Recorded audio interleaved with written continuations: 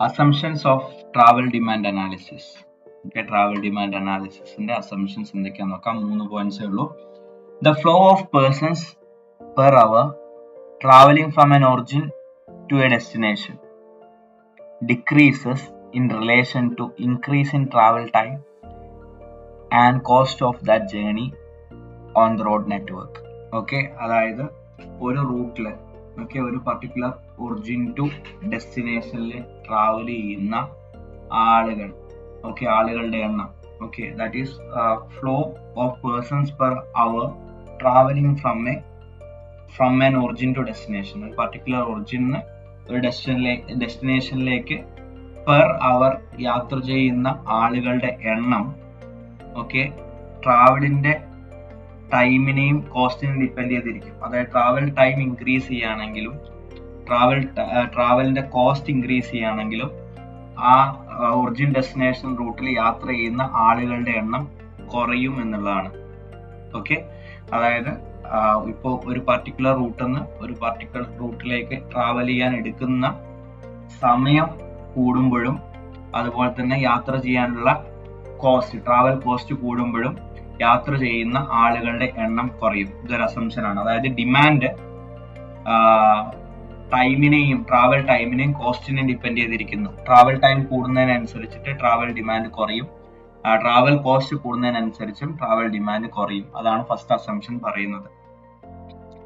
The routes of travel selected from each origin to each destination have equal travel time and cost, and no unused route have a lower travel time and cost. ഇത് assumption ആണ് പറയുന്നത്. രണ്ടാമത്തത്, ഇപ്പം ഒരു സ്ഥലത്ത് നിന്ന് ഒരു സ്ഥലത്തേക്ക് പോകാൻ ഒന്നിലധികം റൂട്ട് സെലക്ട് ചെയ്തിട്ടുണ്ടെങ്കിൽ ആ സെലക്ട് ചെയ്തിട്ടുള്ള റൂട്ടുകൾക്ക് ഒരേ ട്രാവൽ ടൈം ആയിരിക്കും എന്നാ പറയുന്നത്. ട്രാവൽ ടൈമും കോസ്റ്റും ആയിരിക്കും എന്നാ പറയുന്നത്.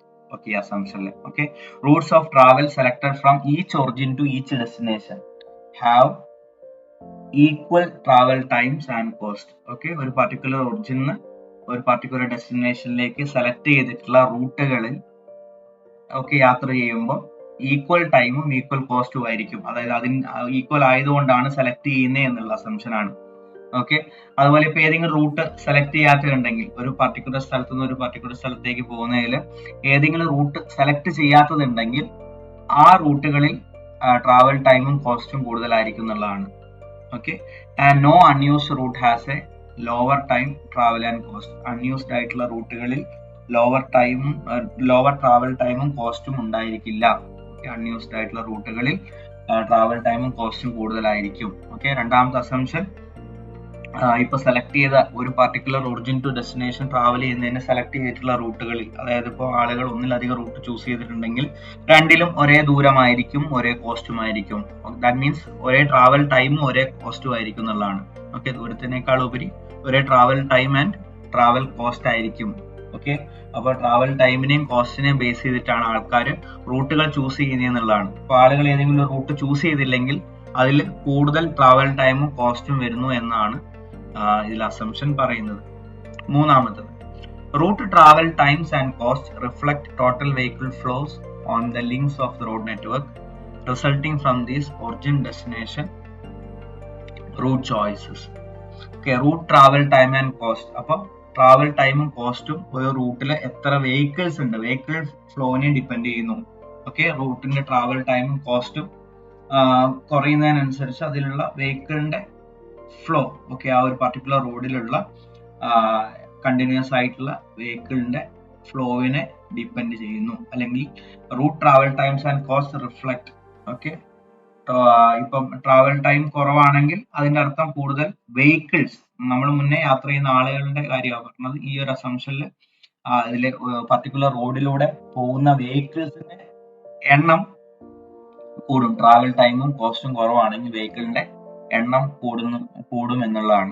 ആളുകൾ ഒരു പർട്ടിക്കുലർ ഒറിജിൻ ടു ഡെസ്റ്റിനേഷൻ യാത്ര ചെയ്യുമ്പോൾ അല്ലെങ്കിൽ ഒരു പർട്ടിക്കുലർ ഒറിജിൻ ടു ഡെസ്റ്റിനേഷനിലെ ട്രാവൽ ടൈമും കോസ്റ്റും കുറവാണെങ്കിൽ അത് കുറവാണെങ്കിൽ അതിന്റെ അർത്ഥം അവിടെ കൂടുതൽ വെഹിക്കിളുകൾ യാത്ര ചെയ്യാം. വെഹിക്കിൾ ഫ്ലോസ് അവിടെ കൂടുതലായിരിക്കും. അതായത് വാഹനങ്ങളുടെ എണ്ണം ആ റൂട്ടിലൂടെ പോകുന്നത് കൂടുതലായിരിക്കും എന്നുള്ളതാണ്. അതുപോലെ ട്രാവൽ ടൈം കൂടുകയും കോസ്റ്റ് കൂടുകയും ചെയ്താൽ ആ റൂട്ടുകളിൽ, ആ ഒരു പർട്ടിക്കുലർ ഒറിജിൻ ഡെസ്റ്റിനേഷൻ റൂട്ടുകളിൽ വാഹനത്തിന്റെ എണ്ണം കുറവായിരിക്കും. ഓക്കെ, ആദ്യത്തത് ഡിമാൻഡ് ട്രാവൽ ടൈമിനെയും കോസ്റ്റിനെയും ഡിപ്പെൻഡ് ചെയ്യുന്നു. Travel time and cost increase ചെയ്യുന്നതിനനുസരിച്ചിട്ട് ഡിമാൻഡ് കുറയുന്നു. ഓക്കെ, രണ്ടാമത്തത് ഇപ്പോൾ ആളുകൾ സെലക്ട് ചെയ്യുന്ന, ഇപ്പം ഒരു പർട്ടിക്കുലർ ഒറിജിൻ ടു ഡെസ്റ്റിനേഷൻ യാത്ര ചെയ്യുമ്പോൾ അവിടെ ആളുകൾ ഒന്നിലധികം റൂട്ട് ചൂസ് ചെയ്തിട്ടുണ്ടെങ്കിൽ ആ ചൂസ് ചെയ്തിട്ടുള്ള റൂട്ടുകളിൽ ഈക്വൽ ട്രാവൽ ടൈമും കോസ്റ്റും ആയിരിക്കും എന്നുള്ളതാണ്.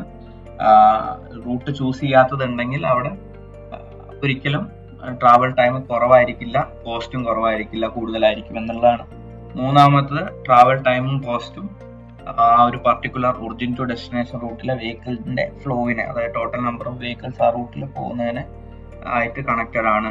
Okay, travel time cost increase ചെയ്യുന്നതനുസരിച്ചിട്ട് ആ പർട്ടിക്കുലർ റൂട്ടിലുള്ള വാഹനങ്ങളുടെ എണ്ണം കുറവായിരിക്കും. ട്രാവൽ ടൈം ആൻഡ് കോസ്റ്റ് കുറവാകുമ്പോൾ ആ റൂട്ടിലുള്ള വെഹിക്കിളിന്റെ എണ്ണം കൂടുതലായിരിക്കും എന്നുള്ളതാണ്.